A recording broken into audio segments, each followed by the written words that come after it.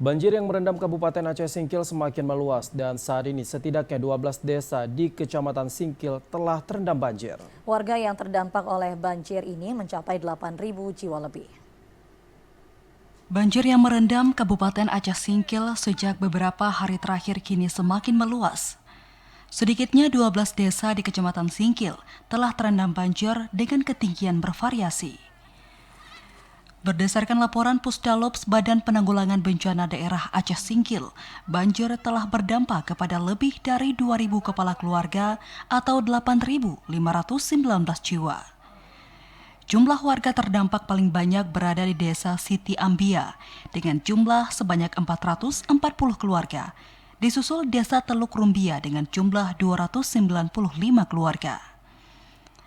Kepala Pelaksana BPBD Aceh Singkil Al-Husni mengatakan pihaknya telah merampungkan data jumlah warga terdampak banjir.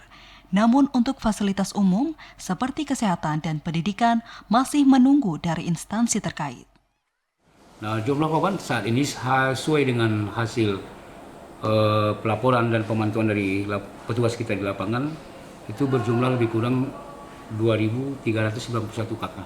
Pengungsi ada di 3 desa, tepatnya di desa Payabumbung ada 3 kakak, di desa Ujung Bawang 2 kakak, nah di desa Takal Pasir 3 kakak.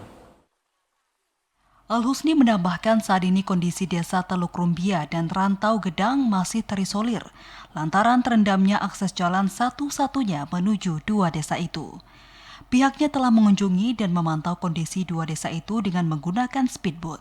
Dari Aceh Singkil, Jakartawan Adi Nugraha, TVRI Aceh melaporkan.